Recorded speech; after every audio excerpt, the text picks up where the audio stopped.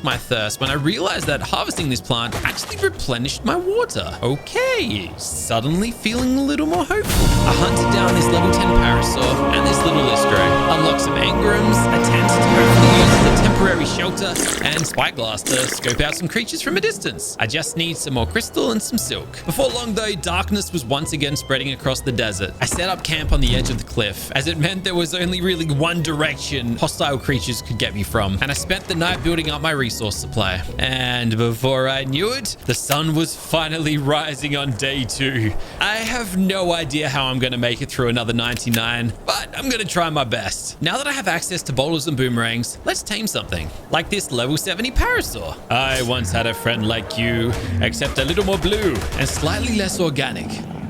It's time for a bow and some arrows, I think. I'd love to get my hands on one of those Morellatops. The Morellatops is one of the new inclusions on this arc. They're a passive dinosaur, unless provoked in a pack, in which they will engage and fight. They make for great early tames, and they're incredible thatch, wood, and berry harvesters, but their true utility comes from their camel-likeness. You see this big mound on its back? They store water inside of it, and are pretty much like a mobile water tank. Water, which is obviously quite a sparse resource out here in the desert. I waited for them to separate, and when least expecting, went for the ambush. It turns out my Aussie origins let me down. I can't throw a boomerang even if my life depended on it. And that's when I made some really low IQ moves. Despite my small brain trying its hardest to sacrifice this run, I survived. I gave up on the Morellatops for the time being and instead turned my attention to this Anki who was just minding his own business right alongside my base. Killed it, got some experience, leveled up, and my Parasaur was ready. Named him Hugh and gave him this pretty cartoony skin.